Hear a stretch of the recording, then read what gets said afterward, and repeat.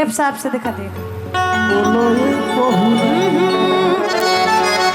कि राह चाले ले टोके ना सोनार सैया जी लगे जी पलट दिया था जा और आ जाए और है जा रात भर गए लोग इनको बुला ले आई आई आई मंच पर डोंट टच मी। मैं आपका सम्मान करती हूँ, आप उस हालत में नहीं हैं। कहना है आपकी पत्नी कह रही है आपके लिए और डांस कीजिएगा, मुझे अच्छा लगेगा। कि राह चाले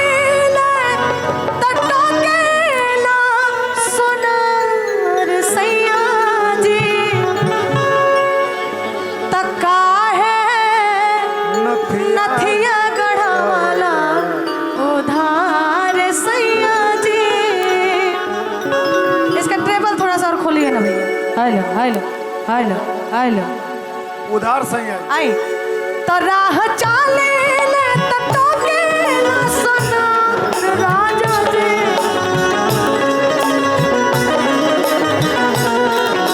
राह चाले ले टोके ना सोना सैया जी काहे लखिया गड़ा वाला राजा जी काहे लखिया गड़ा वाला उधार सैया जी राह चाले ले टोके ना सोना सैया जी राह चाले ले टोके ना सोना सैया जी काहे लखिया गड़ा वाला उधार राजा जी काहे लखिया गड़ा वाला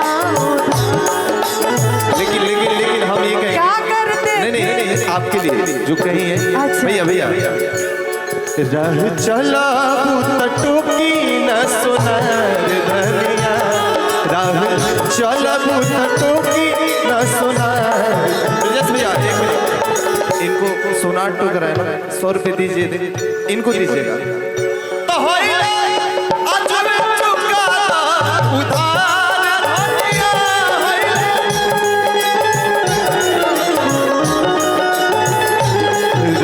चला टोकी न सोनार धनिया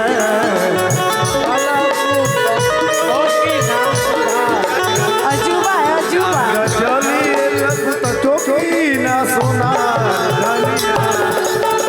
अब इतना में तो चुके जाए इतना में चुकता हो जाई और बढ़ा दी महाराज लेकिन नहीं चुका दी हाँ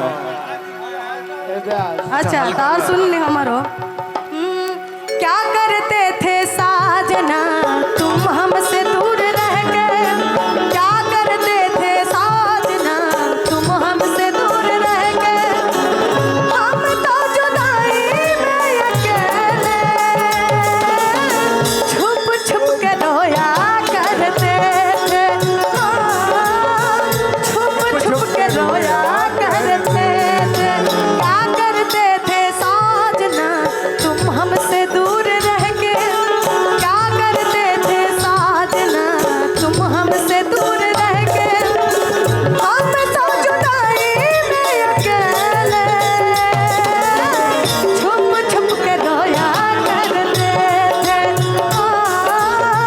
छुप छुप के रोया काहे नथिया गड़ा वाला उधार सैया जी काहे नथिया गड़ा वाला उधार सैया जी और कहना है चली कौन रहिया धके चली कौन गाली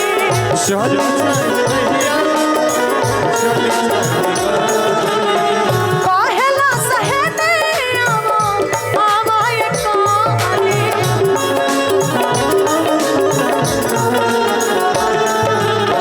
चली कौन रहिया धके चली कौन गाली काहेला सहेते आवा ये काली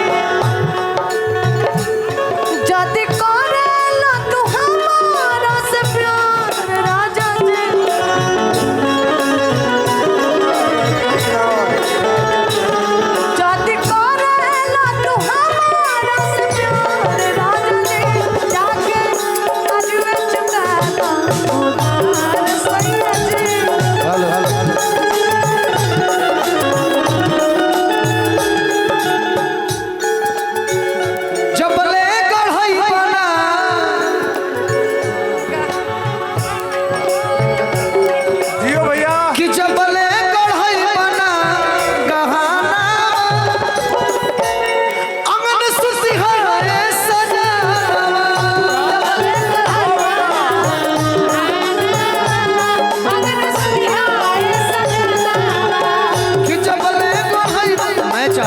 मैं चाहता, सुनिए थोड़ी सी मेरी बात सुनिए।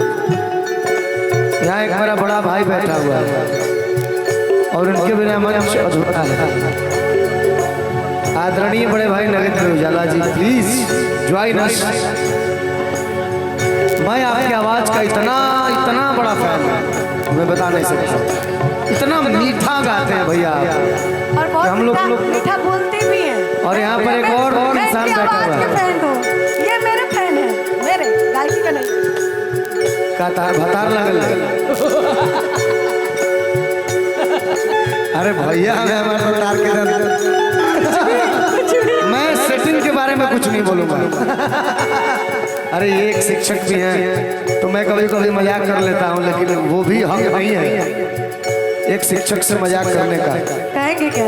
अशोक भैया तो अर्चना भी है और आपके पीछे देखिए एक आदमी बैठा है मैरून जैकेट में।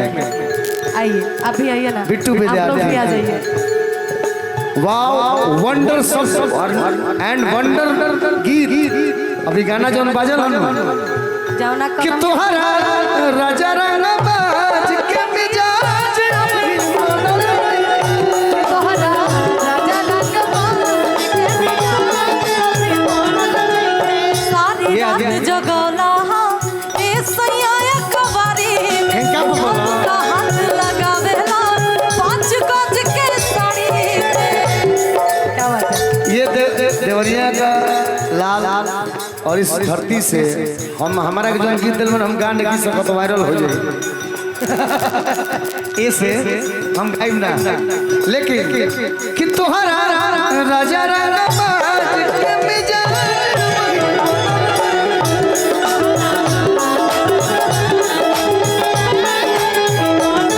एक और गाना मैं सुनी थी जो धनंजय जी गाए थे।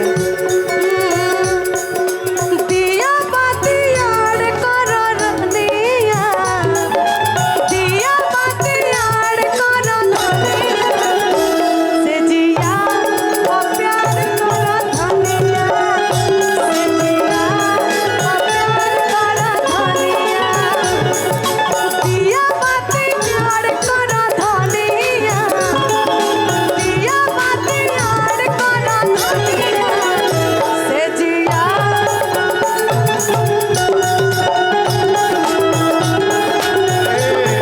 बड़ा प्यारा गाना था। मान ले पिया हमके पाती, मान ले पिया हमके पाती, पगली दिखावे अगरबत्ती, पगली दिखावे अगरबत्ती।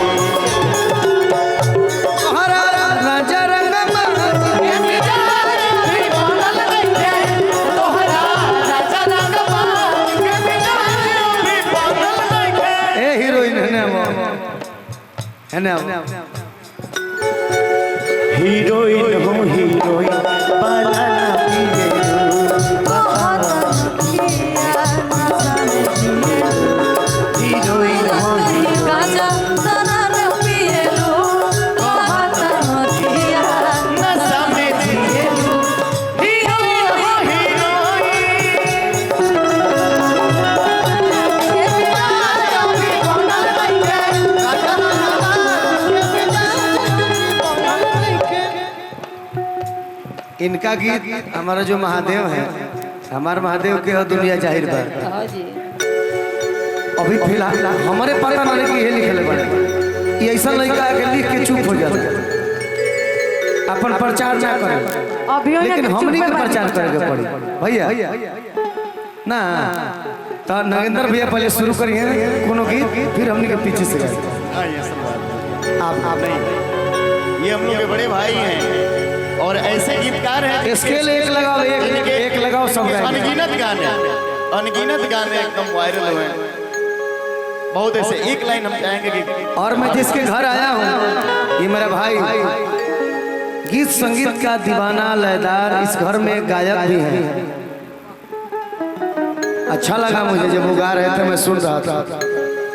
विवेक के चाचा गीत गाते हैं, अरे वाह बड़ी अच्छी बात। कहाँ है बड़न, है बड़न, है बड़न।